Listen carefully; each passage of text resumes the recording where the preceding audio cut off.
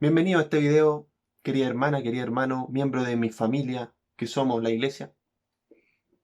Muy bienvenido a la cuarta parte, si no me equivoco, de nuestro estudio bíblico a la carta a los filipenses.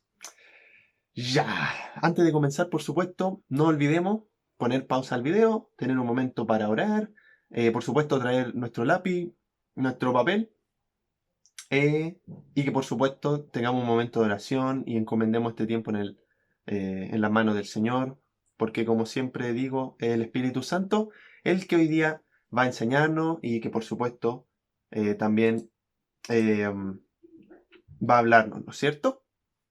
Hoy día nos viene un estudio muy interesante, vamos a ver cosas muy interesantes, pero por supuesto, como es costumbre, hagamos un breve repaso del video anterior, ¿no es cierto? En el estudio pasado vimos lo que correspondía en las cartas de amistad greco-romana a la parte donde el escritor comenta un poco sobre sus asuntos personales, a las noticias sobre la situación del emisor.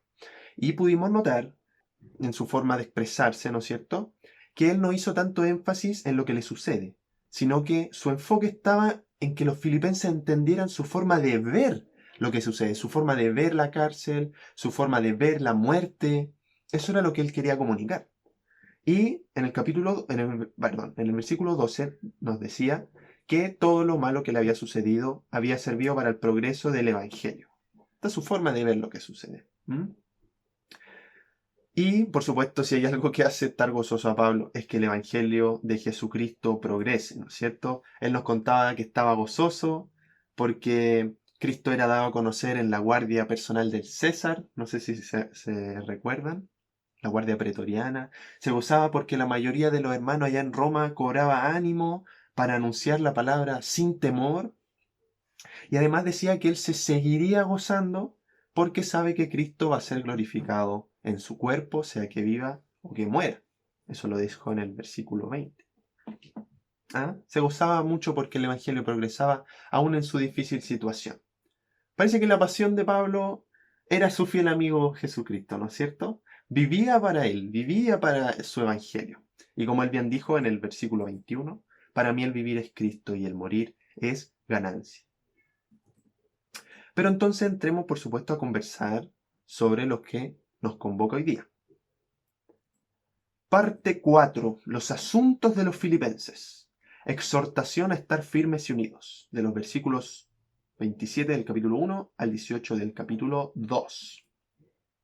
Siguiendo el orden típico de las cartas de amistad grecorromanas, ahora corresponde que se hable de los destinatarios, en este caso de los filipenses. En la sección anterior se usaban muchos verbos y pronombres en primera persona, Pablo hablando de sí mismo. Pero ahora en esta parte Pablo usará principalmente verbos y pronombres en segunda persona. O sea, Pablo no se centrará en sí mismo, sino en esta oportunidad se centrará en sus amigos, por supuesto. Hay algo que hay que mencionar, una palabra, que es la palabra imperativo, ¿ya? Y es que pasa que en el griego, y en realidad en muchas otras lenguas, existe un modo verbal que se denomina imperativo. Los verbos en imperativo, ¿ya?, se manifiestan como una orden o una imposición. Aquí puse la definición que encontré en Wikipedia, pero en palabras sencillas son verbos que se expresan como una orden o inclusive una imposición, pero por supuesto Pablo con eh, su carácter cristiano, por supuesto, no va a estar dando órdenes a diestra y siniestra, sino que, como ya hemos venido diciendo, va a apelar a su relación con los filipenses, con mucho afecto, con mucho cariño, con la intención de exhortar, ¿sí? No de manduquear, sino de exhortar y que los amigos, los filipenses, corrijan su camino, por decirlo así. Entonces pasa que en la parte anterior, la que vimos en el video pasado, era principalmente narrativo, narraba los sucesos de Pablo, los pensamientos, pero en esta parte, que se enfoca en los filipenses, es principalmente imperativa, ¿ya? Muestra la clara intención de Pablo para que los hermanos hagan algo, cambien su comportamiento. Bueno, él va a exhortar en esta parte. Dividiremos también esta sección en 4 partes. Hoy día vamos a ver solo 3 porque no nos va a alcanzar el tiempo. Vamos a ver primero el llamamiento a estar firmes y unidos. Vamos a terminar el capítulo 1. Y luego vamos a empezar el capítulo 2, donde vamos a ver unidos por medio de la humildad. Y al final vamos a ver el ejemplo de Cristo. Yo quizás sé que no se entiende nada y no quiero dar detalles sobre qué trata cada punto, sino que a medida que avancemos y vayamos llegando a los versículos, ahí voy a hacer una explicación de qué trata la parte. No lo voy a hacer ahora. Si quieren, los que están anotando, si quieren anotarla, por supuesto, pueden hacerlo. Pero no se preocupen si no se entiende, ¿ya? Voy a explicarlo con detalle cuando lleguemos a los versículos. Comencemos entonces. Llamamiento a estar firmes y unidos. Versículo 27 al 30. Solamente que os comportéis como es digno del Evangelio de Cristo, para que o sea que vaya a veros o que esté ausente, oiga de vosotros que estáis firmes en un mismo espíritu, combatiendo unánimes por la fe del Evangelio. Miren, los versículos 27 al 30 son una gran sola frase, gigante ya, y complicada en griego. ¿Ya? Esto se debe porque Pablo introducirá en estos 4 versículos los temas más importantes a tratar en la carta. Es como súper interesante como esta porción resume mucho la carta. Pero para que para que nuestro estudio no sea tan pesado, ¿ya? Solamente vamos a leer el versículo 27, ¿ya? Para que veamos cómo todas las cartas giran en torno a temas en particular, ¿ya? Vamos a revisar el versículo 27 para que veamos que incluso los capítulos se conectan unos con otros de una forma sorprendente, ¿ya? Que yo creo que muestra una vez más la clara inspiración divina que tienen estos pasajes. Voy a mostrar un esquema de cómo funciona la carta, pero primero, ¿qué les parece que revisemos el pasaje? Solamente una cosa, amigos. En los versículos 25 y 26, si recuerdan, y si no, pueden leerlo ahí, por supuesto, en su Biblia, Pablo nos decía que tenía la esperanza de ir pronto a verlo, ¿no es cierto? Entonces, empezando en esto que dice, entre tanto que llego, muchachos, solamente quiero que hagan una cosa. Solamente una cosa. Comportaos como es digno del Evangelio de Jesucristo. ¡Wow! La palabra comportéis, politeuomai, es un imperativo, ¿ya? Que Pablo aquí expresa con cariño, por supuesto, pero como una orden. Viene de polites y significa ser ciudadano, polites, ¿ya? Entonces, politeumai sería como vivir como ciudadano. ¿Mm? Y obviamente aquí, por supuesto, no se refiere a la ciudadanía romana, ¿no es cierto? Pues como continúa la frase, nos muestra el sentido que debe tomar esta ciudadanía. Comportados como ciudadanos dignos del Evangelio de Cristo, ¿ya? La NTV dice, sobre todo, deben vivir como ciudadanos del cielo, comportándose de un modo digno de la buena noticia acerca de Cristo. Los filipenses ahora eran ciudadanos de un imperio mucho mayor que el romano, como quizá ya hemos mencionado, y servían a un César infinitamente más glorioso que Nerón, el César romano.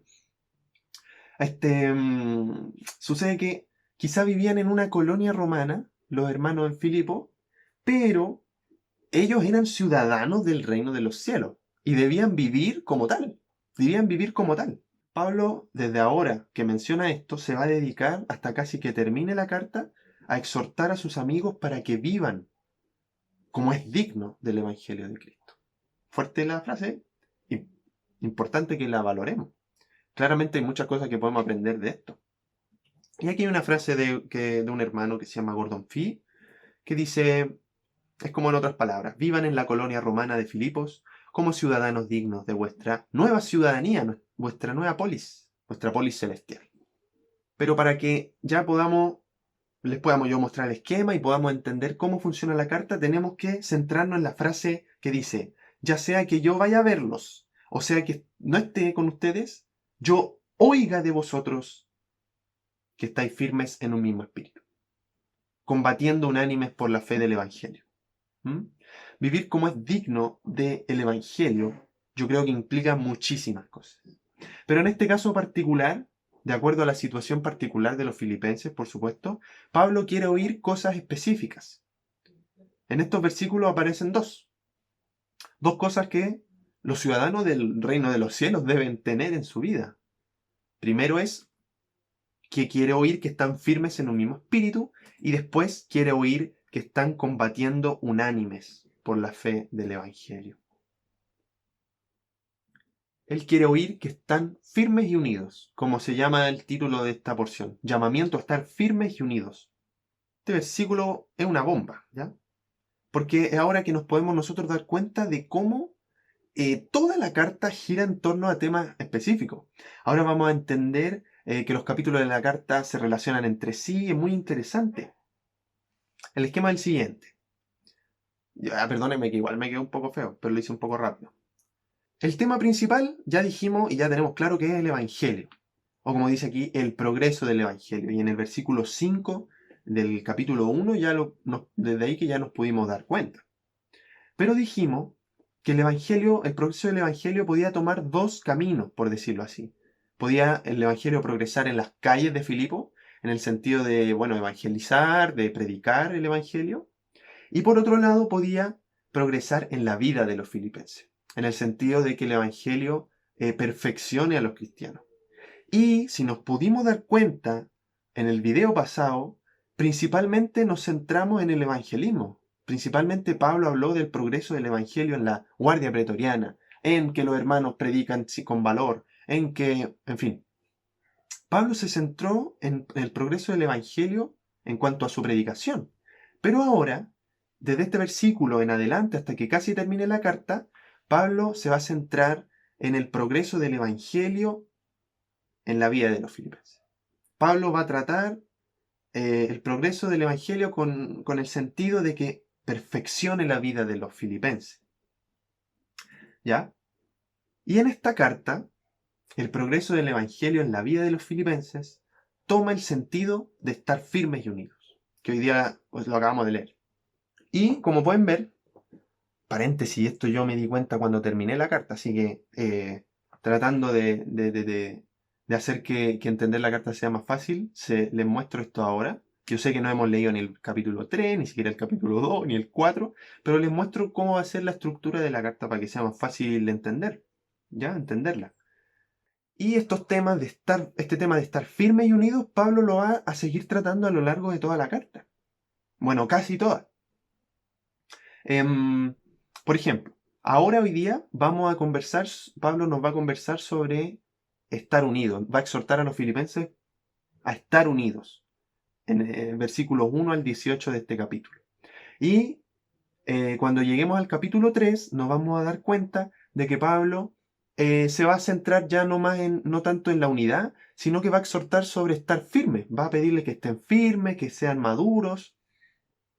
Y del versículo 3 hasta el 9 del capítulo 4 va a ser una especie de conclusión, ¿ya? Y la carta va a terminar con temas diversos. Pero este es como el esquema de toda la carta. Así se va a desarrollar. Hoy día nos toca verlo de estar unidos.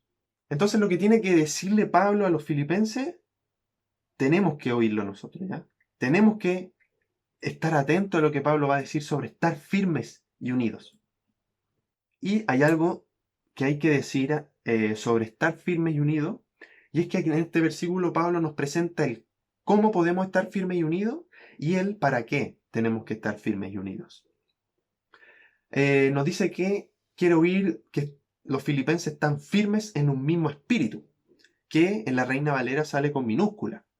Lo que pasa es que en griego todo se escribía con minúscula o todo se escribía con mayúscula, ya no había como diferencia. Entonces hay que ser cuidadoso a la hora de decidir si espíritu lleva mayúscula o minúscula. Entonces, yo creo que en este caso, y muchos estudiosos también les copio su forma de pensar, yo creo que Pablo dice que quiere oír que están firmes en un mismo espíritu, en el mismo espíritu con mayúscula. Significará que Pablo está presentando aquí la fuente de esta firmeza y también de esta unidad. El cómo, mediante el Espíritu. ¿Ya? Yo creo que se refiere a esto. Que quiere que estén firmes mediante el Espíritu Santo. Y el para qué está en la siguiente frase. Oír que están combatiendo unánimes por la fe del Evangelio. No lo puse, pero la palabra combatiendo en griego es sun atheleo, sunathleo, ¿ya? Que tiene que ver con athleo, atletismo, ya tiene que ver con una competición atlética, ¿ya? Y la palabra sun, que precede a celeo, otorga el sentido de participar codo a codo en esta competición o en esta competencia, ayudarse mutuamente. Entonces, Pablo no solo quiere que estén unidos, sino que es más específico, quiere que luchen codo a codo como un solo hombre, porque eso significa unánimes, un solo hombre, un sola alma, un ánime, un ánima, un alma. Luchar juntos por el progreso del Evangelio. No se olvida de mencionar la preocupación principal de la carta. Este es el porqué de estar firmes y unidos, ¿ya? Nosotros, hermanos, definitivamente tenemos mucho que aprender de estos pasajes. Pablo le exhorta a la iglesia en Filipo a que enfrente su problema, la oposición, los problemas internos, si recuerdan, estando firme y unido. Y ahora, nosotros, que también tenemos un problema súper grave, la cuarentena, el coronavirus, todo esto, no hay otra manera en que podamos enfrentarnos a esto sino estando firmes y unidos. Porque si estamos aislados, si no buscamos apoyarnos unos a otros, si no nos levantamos nuestros brazos unos a otros, si no nos llamamos, si nos ignoramos incluso, las vamos a pasar mal. No es lo que tenemos en este momento, es cuando tenemos que estar más unidos que nunca como iglesia. Participar en los cultos, participar en las actividades que sean, los cultos online, por supuesto. Participar en las actividades. Y por supuesto que tenemos que también estar firmes. Tenemos que estar firmes en este tiempo. Porque, no sé, ya han pasado más de un mes de cuarentena, pero ¿qué va a pasar después si la cosa continúa? ¿Nos vamos a ir enfriando? ¿Vamos a ir bajando el amor por el Evangelio, por Cristo? ¿Vamos a terminar perdiéndolo? Necesitamos estar firmes y unidos mediante el Espíritu Santo para que juntos continuemos luchando por el progreso del Evangelio. Y así podamos estar gozosos, ¿no es cierto? Una cosa, hermanos, comportaos como es digno del Evangelio de Cristo, para que oiga de vosotros que estáis firmes y unidos. Siguiente versículo. Y en nada intimidados por los que se oponen, que para ellos ciertamente es indicio de perdición, mas para ustedes es de salvación. Esto de Dios. Aquí hay una tercera cosa que quiero oír y es que Pablo está tratando la situación presente, ¿no es cierto? Esto de la oposición y no quiere que se vean intimidados por esto. Nosotros, miren, tenemos un virus rondando las calles, pero ellos tenían soldados ya, rondando las calles que podían entrar a tu casa a la fuerza y llevarte a prisión. Pero el Espíritu Santo dijo ahora y se los dijo a los filipenses, estén firmes y unidos, ahora más que nunca, y por nada del mundo se dejen intimidar por los que producen el sufrimiento presente. Por nada del mundo. Y en el caso de los filipenses, si quieres entender un poco este versículo, la PDT nos ayuda. Esto será una clara derrota para ellos, los que no creen, hablando de los opositores, ¿no es cierto?, que causan el sufrimiento. Bueno, si los filipenses están firmes y unidos y no se dejan intimidar, será clara señal de derrota.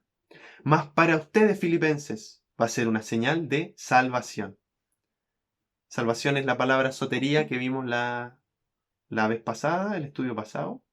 Habíamos dicho que significa salvación escatológica o salud o bienestar, pero en este sentido, para ser breve y continuar ya, decir que puede significar salvación escatológica, principalmente. Que si están firmes, unidos y no se dejan intimidar, será señal de que están en el camino que lleva a la salvación eterna, al encuentro con Cristo. Últimos dos versículos de esta sección. Los leímos la semana pasada, pero vamos a leerlo otra vez para explicarlo un poquito brevemente, porque hay que pasar a los siguientes. Porque a vosotros os es concedido a causa de Cristo, no solo que creáis en Él, sino que también padezcáis por Él. ¡Wow! Teniendo el mismo conflicto que habéis visto en mí, y ahora oís que hay en mí. Pablo ofrecerá ahora una explicación teológica del sufrimiento de los filipenses, del sufrimiento que están experimentando. Pablo dijo, en el anterior. La oposición será una prueba que evidencia su salvación. Y ahora dice, porque el Dios que os ha dado su salvación, con este regalo también os ha dado, no, les ha otorgado poder ser su pueblo. Pero esto significa que sufriréis por su causa, igual que Él sufrió por ustedes. Concedido tiene, la palabra griega tiene su raíz en la palabra charis, que vimos la semana pasada, que era un regalo inmerecido. Pablo enseña que Dios nos ha dado el privilegio de creer en Él. Pero no solo eso, sino que también nos ha dado la gracia, nos ha dado el regalo de que podamos padecer por Él. Hechos 5 dice, se me escapó una letra en blanco. Hablando de los apóstoles, que los pilló el concilio y los azotó, y ahora dice, y ellos salieron de la presencia del concilio, gozosos de haber sido tenidos por dignos de padecer afrenta por causa del nombre. Estaban gozosos de haber sufrido por Cristo.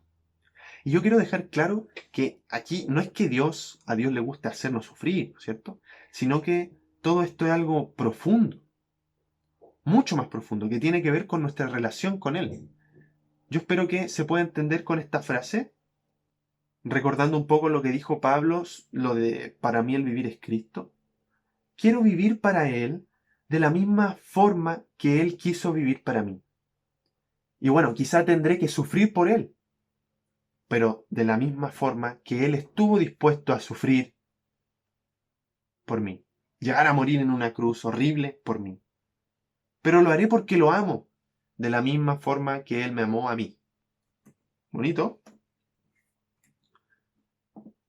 Debo mencionar que aquí en estos versículos 29 y 30 no se nos está presentando palabras de ánimo para el sufrimiento en general, sino que si nos damos cuenta, se está centrando en el sufrimiento por causa de Cristo. Aunque por supuesto hay algo que decir sobre el sufrimiento en general, me veo forzado por tema de tiempo a conversar de esto en el siguiente estudio, ¿ya? No vamos a terminar el capítulo ahora, lo vamos a terminar en el siguiente estudio y ahí vamos a conversar un poco más sobre este tema.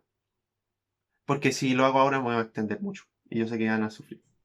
Así que para la próxima vamos a abordar un poco más este importante tema que es el sufrimiento por causa de Cristo y el sufrimiento por el sufrimiento en general. Por ahora solo decir que el día en que nos toque sufrir por amor a Cristo, recordemos que Él estuvo dispuesto a morir por nosotros. No solo eso, sino que Él ahora está preparando moradas en el cielo para todos los que le siguen y están dispuestos a morir por Cristo. Y aquí, en el 30, dice, teniendo el mismo conflicto que habéis visto en mí, el hecho de que Pablo y los filipenses estén en la misma situación es la herramienta que ahora va a usar Pablo, ya para exhortar, en los versículos que se vienen ahora. Y aquí ya vamos a pasar a la siguiente parte, pero volver a mencionarlo. En el siguiente estudio vamos a hablar en profundidad sobre el sufrimiento por causa de Cristo y el sufrimiento por sufrimiento en general. ¿Ya? Así que estén atentos. Unidos por medio de la humildad. Como espero que hayamos todos entendido cómo funciona la carta, si quieren pueden retroceder el video y ver el esquema que les mostré. Ahora Pablo va a exhortar sobre estar unidos. ¿Ya? Y en estos versículos, del 1 al 4, nos vamos a dar cuenta de que Pablo enfatiza la necesidad de ser humildes para poder alcanzar la unidad. Es súper interesante. Veamos los versículos para que crean lo que les digo, por supuesto. 1. Por tanto, si hay alguna consolación en Cristo, si hay algún consuelo de amor, si hay alguna comunión del Espíritu, si hay algún afecto entrañable, si hay alguna misericordia, completad mi gozo. El por tanto con el que comienza transforma los versículos 29 y 30 en como una especie de paréntesis, ¿ya? Porque indican, el por tanto, indica que el tema a tratar acá será eso de comportarse de manera digna del Evangelio. ¿Y cómo van a comportarse de manera digna del Evangelio? Estando firmes y unidos. Y ahora va a hablar sobre estar unidos. Por tema de tiempo no vamos a explicar con detalle el versículo 1 ya, sino que vamos a leer la PDT, que hace una muy aceptada traducción. Por tanto, lo que les escribo les anima como seguidores de Cristo? ¿Quieren consolarme mostrando cuánto me aman? ¿Compartimos el mismo espíritu? ¿Me tienen verdadero afecto y compasión? Y entonces esas son palabras mías. Entonces voy a pedirles que completen mi gozo. La Reina Valera dice completar, que es otro imperativo. Completen mi gozo, sintiendo lo mismo, teniendo el mismo amor, unánimes, sintiendo una misma cosa. Como pueden ver, estas 4 palabras, frases, se centran en la unidad. Tener el mismo amor, estar unánime, sintiendo una misma cosa. Tratando de desarrollar un poco el tema, o sea, estas 4 frases, sintiendo, en griego es froneo. Y ahí tiene una definición un poco compleja, pero si me permiten explicarlo, froneo tiene que ver con la mente. Poner la mente en algo, poner nuestra concentración, Bueno, esto implica estar dispuesto a actuar en base a esto en lo que nosotros pusimos nuestra mente. ¿Ya? Aquí en este caso, sintiendo una misma cosa, tiene que ver con tener una misma mentalidad. Y por ende, tener una misma actitud. Aquí, por supuesto, no está explicando que todos tenemos que tener la misma opinión o la misma, no sé, que todos tenemos que pensar así como robots, todo igual. No, parte de ser amigos, de ser hermanos, como lo eran los filipenses con Pablo, tiene que ver con aceptar que tengamos distintas opiniones, distintas formas de pensar en ciertos temas, pero aquí lo que está hablando es un tema muy específico, teniendo una misma actitud, y se va a referir a esta actitud específica en unos instantes, ya la vamos a ver. Dice, sientan lo mismo, teniendo el mismo amor.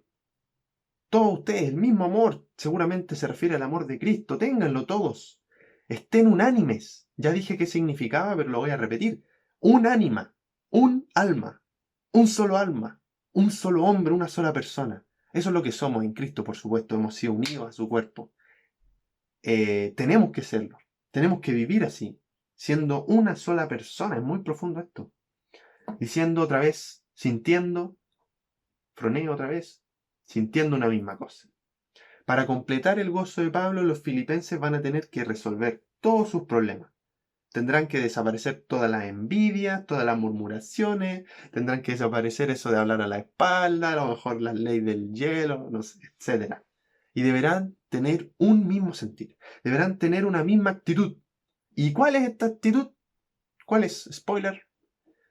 Es la actitud que tuvo Cristo. Por eso después vamos a ver el ejemplo acerca de Cristo, la actitud que tuvo Cristo.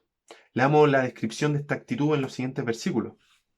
Nada hagáis por contienda o vanagloria. Contienda, rápidamente, significa egoísmo, rivalidad, una actitud contraria a la de un siervo. Vanagloria, gloria vacía, denota vanidad y ambición excesiva. Desear la gloria que no me pertenece. Nada hagáis por contienda o vanagloria, antes bien, con humildad, estimando cada uno a los demás como superiores a él mismo. Quizá Pablo está tratando los problemas de los filipenses de manera específica, sus temas ahí, problemas personales, pero lo hace diciendo algo que trasciende toda situación particular y le sirve a todo el que lo escuche, o bueno, el que lo lea, ¿no es cierto? Como nosotros, todo ciudadano del reino de los cielos, si quiere vivir dignamente su ciudadanía, debe tener una actitud humilde, ¿ya? No hacer nada por contienda o por vanagloria, sino con humildad.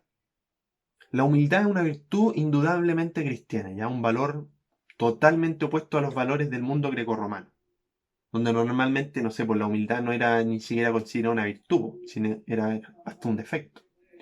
En el Antiguo Testamento, humildad significa bajeza, en el sentido de ser la criatura de alguien, donde el verdaderamente humilde lo demuestra confiando en Dios y no en sus propias fuerzas.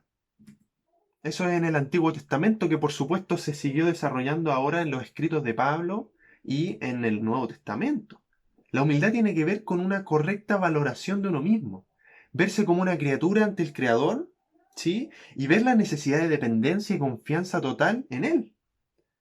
Tener una correcta valoración de uno mismo implica estar consciente de dos cosas, tanto de nuestras debilidades de lo que somos penca, como en nuestra belleza, nuestros talentos. Porque, miren, la verdadera humildad no tiene que ver con, no sé, pues, andar diciendo por ahí, oh, soy feo, soy tonto, no sirvo para nada, soy penca, no tengo nada bueno, todos son mejor que yo. No, eso no es humildad. Eso es, por decirlo así, falsa modestia, porque todos somos valiosos. Todos fuimos creados a la imagen y semejanza de Dios. Somos preciosos. Somos una creación preciosa. Tenemos talento. Y creo que, no sé, pues todos tenemos algo que nos hace especial. La humildad es valorarnos correctamente, adecuadamente, tener presente nuestras debilidades y defectos, pero también nuestra belleza, por decirlo de alguna manera. Pero al final la humildad no se centra en ninguna de estas cosas. No se centra ni en nuestra belleza, ni en nuestros defectos. No se centra en nosotros, sino que la verdadera humildad se centra en los demás, estimando cada uno a los demás como superiores a él mismo. La palabra superior en griego, huperjo, podría traducirse como mejor, perfectamente. Pero en esta carta toma el sentido de sobrepasar, como de yendo más allá. Y bueno, como aquí algunos traducen súper bien, por ejemplo, la traducción Peshita, cada quien considera al otro de mayor importancia que a uno mismo. La PDT, cada uno considera a los demás como más importantes. Hay una versión que no la anoté, dice, también todos deberían dar preferencia a los demás. Y quiero que prestemos atención, muchachos. No caigamos en el error de menospreciar. Porque esto no, lo que aquí enseña Pablo, no significa que tenemos que vernos en menos, ¿ya? Por considerar a los demás como mejores o con más valor, ¿ya? No caigamos en eso. Porque ante Dios somos todos igual de valiosos y hermosos. Esto no se trata de ver a los miembros de la comunidad cristiana como mejores, sino como aquellos cuyas necesidades están o sobrepasan las mías. Aquellos cuyas preocupaciones y necesidades están por encima de las mías. Esta es la cura para el egoísmo, la vanagloria, y sin duda el camino hacia la verdadera unidad entre los cristianos. Ahora Pablo complementa la preposición anterior, ¿ya? Trata de dejarlo más claro. Pablo nos dice, no mirando cada uno lo suyo propio, sino cada cual también por lo de los otros, ¿ya? O en otras palabras, no mirando solamente nuestras propias necesidades, sino especialmente mirando por la de las necesidades de los otros. En estos escritos podemos ver esta clara actitud cristiana, una clara actitud cristiana esto. 1 Corintios 10:24, 10:33, bla, bla, Romanos. Revísalo en tu casa, yo te voy a leer el 10:33. Como también yo en todas las cosas agrado a todos, no procurando mi propio beneficio, sino el de muchos. Y aquí voy a volver a decir otra advertencia. No nos confundamos, hermano. No es que debamos olvidarnos de nuestras necesidades y solo pensar en el otro. Porque Pablo dice, a ver aquí, retrocediendo, sino cada cual también por lo de los otros. También. O sea, tenéis que mirar por tus necesidades. Debes preocupar por tus necesidades, pero también preocuparte por las necesidades de los otros. Tener una actitud humilde, esta actitud que nos presenta Pablo, que seguramente él tenía, implica servir a los demás con una actitud que muchas veces va a ser sacrificial, hermanos. ¿Ya? A lo mejor tú vas a estar ahí tranquilo, viendo por tus cosas, viendo por tus necesidades, pero al cumplir esta palabra y también estar mirando por las necesidades del otro, vaya a darte cuenta que a lo mejor vaya a tener que sacrificar un poco de tu comida, por decir un ejemplo, de tu dinero, no sé, de tu tiempo. A lo mejor vamos a tener que sacrificar nuestro tiempo para velar por las necesidades del otro, ¿sí? A lo mejor queremos mucho hacer algo nosotros, invertir el tiempo en algo, velando por nuestras necesidades, pero a lo mejor vamos a tener que disponer un poco de este tiempo a nuestro amigo, nuestro hermano que nos necesita. Yo creo que incluso tenemos que estar dispuestos a sacrificar por las necesidades del otro nuestra vida. Pero por supuesto tenemos que ser sabios con nuestras decisiones, estar atentos a quién a lo mejor se está aprovechando de nosotros, de nuestra actitud servicial. Tenemos que ser sabios y prudentes en nuestra toma de decisiones.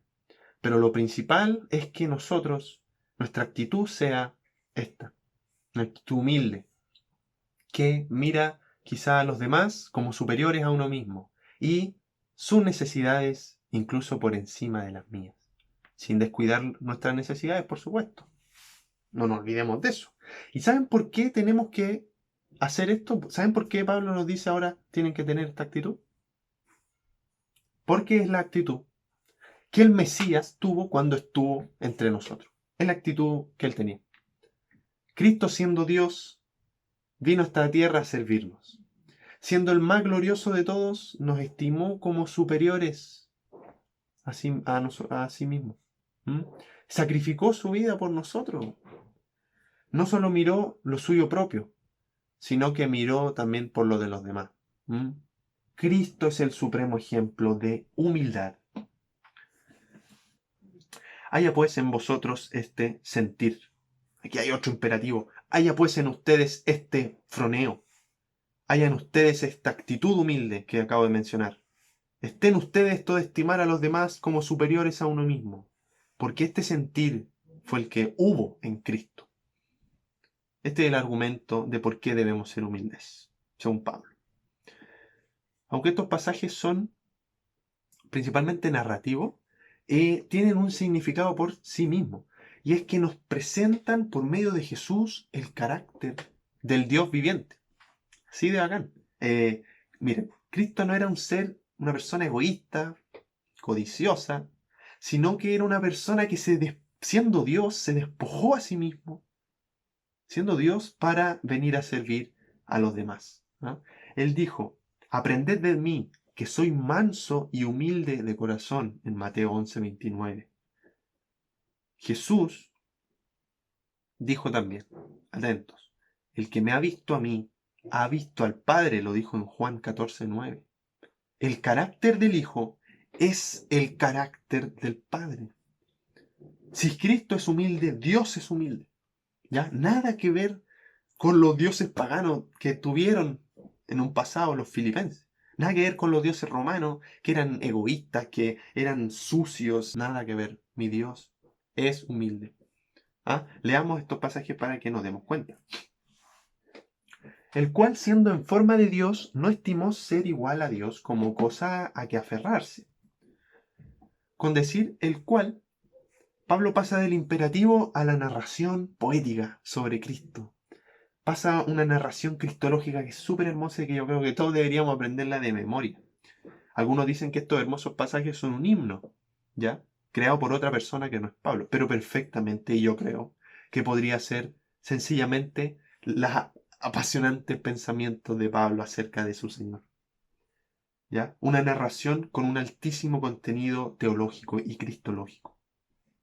El cual Jesús, siendo en forma de Dios, siendo, en griego es huparjo, y significa existir, ¿ya? Existiendo en forma de Dios.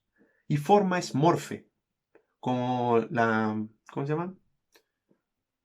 Las mariposas que hacen metamorfosis, ya es una palabra también deriva del griego morfe. Morfe significa forma o rasgo distintivo especial, ¿ya? Un rasgo característico de una persona o de una cosa. Hay una frase acertada, características esenciales. O inclusive, como dice la NBI, traduce en esta parte, naturaleza, ¿ya? La naturaleza. Estos pasajes hablan de la preexistencia de Cristo, ¿ya? Antes de que Él viniera a la tierra, Él ya existía. Él existía en morfe de Dios. Antes de que todas las cosas fueran creadas, Él era en morfe de Dios. Con la naturaleza de Dios, ya todos sus atributos, todas sus capacidades, toda su gloria. Él siendo en morfe, existiendo en morfe de Dios, no estimó ser igual a Dios como cosa a la que aferrarse.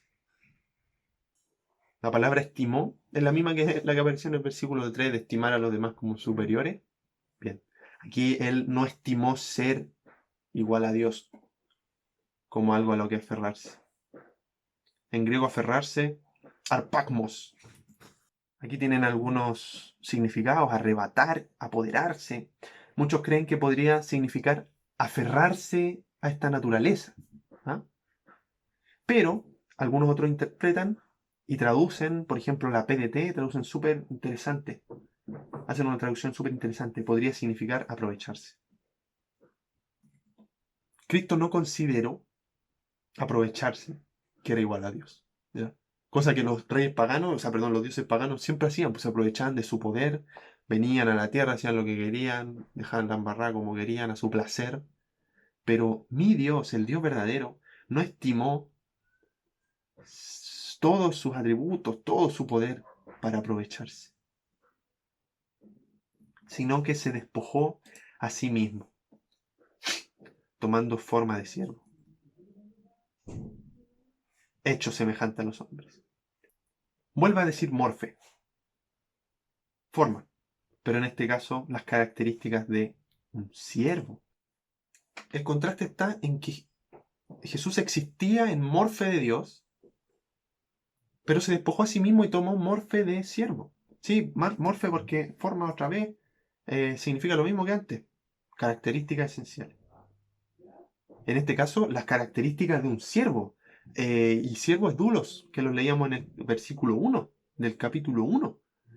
Un esclavo. ¿Ya? Las características de un esclavo, ¿cuáles son? Sin derechos, sin ventajas, sin privilegios, sino estando al servicio de todos. Siendo en morfe de Dios, tomó morfe de un siervo, de un esclavo. Hecho semejante a los hombres. Semejante es homoioma, ¿ya? Ahí se me escapó una mayúscula. La palabra semejante enfatiza que algo es similar a otra cosa en algunos aspectos, pero es distinta en otra. ¿Ya? En este caso, Cristo es semejante a los hombres, es idéntico a los hombres porque literalmente es un humano como tú, como yo, con carne, con huesos, con sangre que se derrama si se corta, con sueño, con ganas de inclusive ir al baño, con necesidades fisiológicas básicas, con tentaciones. Era un hombre, 100% hombre. Pero la diferencia es que al mismo tiempo él era distinto a nosotros porque era 100% Dios. ¿Ah? Esa frase típica que solemos decir, que era 100% Dios y 100% hombre, era verdad. Y por esto es semejante a los hombres, pero no totalmente igual, porque era Dios, pues era Dios. Pero no olvidemos que también era un hombre, con tentaciones, igual que nosotros. Pero el énfasis de este versículo está en que se despojó a sí mismo, ¿ya? Aquí puse 3 posibles interpretaciones y la voy a hacer corta, la voy a leer. Primera opción, se despojó de sus atributos de Dios, jamás dejando de ser Dios. Otra opción, se despojó de ejercer sus atributos, no perdiéndolos, pero tampoco haciendo uso de ellos. Tercera opción, es una forma de expresar humillación. Yo no voy a darle mucha vuelta al tema, ¿ya? Tú puedes tomar la interpretación que más te guste, por supuesto, con prudencia, pero voy a decir que en realidad lo que está tratando de expresar Pablo es humillación, ¿ya? Que se despojó a sí mismo, como que se tomó y se tiró hacia abajo, no sé, se despojó de quién era. Hay una traducción muy hermosa de la antigua versión inglesa que dice ahí, se deshizo de su reputación para estar en la condición de un hombre, ¿ya? Pablo tratando de expresar humillación. Eso es lo importante de esto. Quizá no tanto se despojó de algo, sino que Pablo quizá está tratando de expresar humillación. Y estando en la condición de hombre, se humilló a sí mismo, haciéndose obediente hasta la muerte y muerte de cruz. Estando en esta condición de hombre, él se humilló a sí mismo. ¿Ya? Y la palabra humilló aquí es tapeino. Y si ustedes estuvieron en el campamento de Estación 316 de este verano 2020, ahí se nos enseñó que significaba bajar hasta lo más bajo, así como una redundancia. O sea, estáis abajo, pero bajáis hasta lo más bajo. Algo así nos decía Daniel Ripoll. Llegar como al nivel del suelo, pero al máximo, ahí, al tope del suelo. Al nivel más bajo. Y sí, Dios se despojó de su grandeza para hacerse hombre. El Kyrios se hizo un dulos. ¿Ah? El que estaba en lo más alto fue hasta lo más bajo del suelo. Aquí está el carácter de tu Dios. Pues siendo el creador, no sacó provecho de esto, no sacó provecho de sus talentos, de su poder, sino que bajó hasta lo más bajo. Bajó, como dice aquí, a morir en una cruz para que nosotros fuésemos bendecidos con su sacrificio. Los versículos 3 y 4 están aquí, estimando cada uno a los demás como superiores, no mirando cada uno lo suyo propio, sino también por lo de los demás. Esta es la máxima expresión de amor, que también expuso el carácter, el verdadero carácter del Dios viviente.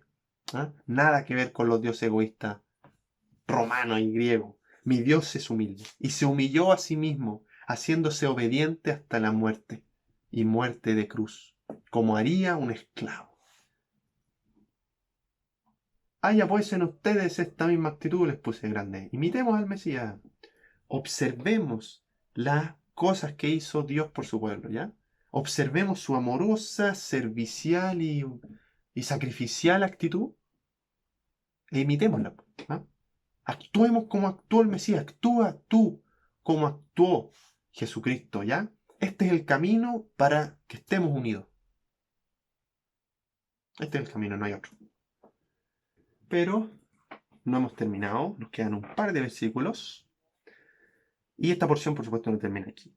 Sino que ya el ejemplo de cómo debemos actuar, de cómo debemos vivir, ya lo comentó. Pero Pablo no puede dejar la historia incompleta, ¿ya? La cruz es como el clímax, es el clímax, pero ahora viene el glorioso desenlace y consecuencia de su humillación. Y Pablo la expresa de una manera increíble, inspirado por el Espíritu Santo. Dice, por lo cual, conclusión, Dios también lo exaltó hasta lo sumo.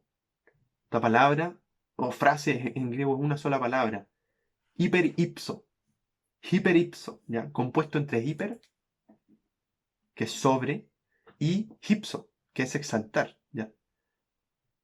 Es como sobreexaltar, o sea, exaltar, super exaltar, una cosa así. La ha exaltado al grado más alto posible, como consecuencia de su humillación. Lo ha ultra exaltado, por decirlo así. Estuvo en lo más abajo, pero ahora está en lo más arriba. Y dice que le dio un nombre que es sobre todo nombre. ¿Pero qué significa que le dio un nombre que es sobre todo nombre? Aquí hay dos interpretaciones. Ya debe haber muchas más, pero puse dos. Y una dice que Dios le ha otorgado al nombre de Jesús un significado que le sitúa por encima de todos los nombres. O sea, le otorgó a Jesús que su nombre sea ese nombre al que podemos acudir en oración, al que podemos acudir para salvación. Pero otros dicen, que igual puede ser, yo me entiendo por la primera, pero puede ser este también, que Dios le otorgó el título de Señor. ¿Mm? ¿Por qué nombre? La palabra también puede significar título. Entonces, a Jesús le otorgó el título de Kyrios, le dio el título del Señor de todo. Independiente de cuál sea la interpretación, indudablemente Cristo, su nombre, está por sobre todo. ¿Para qué? Para que en el nombre de Jesús se dobla toda rodilla de los que están en los cielos, y en la tierra y debajo de la tierra, y toda lengua confiese que Jesús es el Señor, para la gloria de Dios Padre. El pasaje comenzó con la preexistencia de Cristo, luego pasó por su encarnación, su muerte, su exaltación y ahora termina con el futuro escatológico, donde será reconocido por todos, todas las criaturas, va a ser reconocido como Señor. Creo que en aspectos generales aquí se está refiriendo a toda la creación, ya que toda la creación va a reconocerlo como Señor, plantas, criaturas del mar, todo. Pero por supuesto creo que el enfoque está en quienes tienen rodillas y quienes tienen la posibilidad de expresar algo con la lengua, ¿cierto? No es más que un ruido, sino palabras. Entonces, creo que se está refiriendo especialmente, por ejemplo, cuando habla de a los que están en los cielos, a los seres espirituales, muchos dicen eso, ángeles, los demonios, Satanás, pero también quienes están en la tierra, los hombres, que estén vivos en el momento de su manifestación. Y también los que estén debajo de la tierra, los que estén muertos. Los muertos en Cristo, los muertos sin Cristo, todos. Todos le van a rendir el homenaje y reconocerán su autoridad en el día determinado para ello. Pero además toda lengua va a confesar que Jesús es el Señor. Algo similar a lo que hicimos nosotros en el momento de nuestra conversión, ¿no es cierto? Confesamos que Él es nuestro Señor, pedimos perdón por nuestros pecados y Él comenzó ahí el proceso en nuestra vida. Pero en esta oportunidad es diferente. Porque confesar que Jesús es el Señor no va a salvar al que confiese, no va a salvar al muerto en Cristo, no va a salvar al muerto sin Cristo, no va a salvar a los demonios, ¿ah? A los ángeles caídos. Hay una enseñanza que se llama el universalismo, que enseña esto, que al final todos vamos a ser salvos, al final todos vamos a reconocer que Él es el Señor y Él nos va a salvar. Pero esto no es así. Las decisiones que tomamos en esta vida, las decisiones que incluso tomaron los seres celestiales, tienen consecuencias. ¿Mm? Esto aquí se refiere al reconocimiento final que Cristo merece. Jesús es el Señor. Hay un pasaje para terminar. En Isaías, Jehová dice esto: por mí mismo hice un juramento, Jehová. De mi boca salió palabra en justicia y no será revocada, que ante mí se doblará toda rodilla y jurará toda lengua. Se parecen los versículos y es porque son versículos paralelos. Son pasajes paralelos con Filipenses ahora. Ante Jehová, según Isaías, se doblará toda rodilla y toda lengua confesará. ¿Ah? Habla de Jehová. Pero en Filipenses habla de Jesús. Que ante Jesús se doblará toda rodilla y toda lengua confesará. Entonces, me da la sensación de que aquí lo que está tratando de decir es lo siguiente. Entonces toda lengua confesará que Jesucristo es el Señor. Que toda lengua confesará que Jesucristo es Jehová. Toda lengua confesará que Jesucristo es Dios. Para gloria de Dios Padre. Gloria a Dios. Gloria a Cristo. Gloria al Espíritu Santo. Así concluye el pasaje. Hoy en día nadie quiere servir a nadie, ¿no es cierto? Todos quieren ser los señores y amos de su vida, controlar su vida, qué sé yo, ser lo más importante en su vida. Nadie quiere servir al otro. Pero entre los cristianos, nosotros no debe ser así. Debemos servirnos unos a otros, debemos amarnos unos a otros como Cristo nos amó, debemos preocuparnos unos por otros, por nuestras necesidades, así como Cristo se preocupó por nosotros, y por supuesto, debemos actuar como Cristo actuó. Debemos estar unidos por medio de la humildad, como nos enseñaba. Todavía no terminamos los asuntos de los filipenses, exhortación a estar firmes y unidos. Nos quedan unos versículos, pero lo vamos a ver en la siguiente estudio. Y también vamos a terminar, vamos a empezar y terminar lo que vendría siendo un interludio, donde Pablo va a hablar sobre los mensajeros. También hay cosas ahí que podemos rescatar, ¿ya? Y así vamos a terminar el capítulo 2. Y después quedarán dos estudios, donde veremos el capítulo 3 y el capítulo 4 respectivamente. Hoy día Pablo nos exhortó sobre estar unidos y bueno, en la siguiente oportunidad, en el siguiente estudio, vamos a terminar lo que tiene que decir sobre estar unidos. Antes de que ya comencemos a ver lo que tiene que decir sobre que estemos firmes.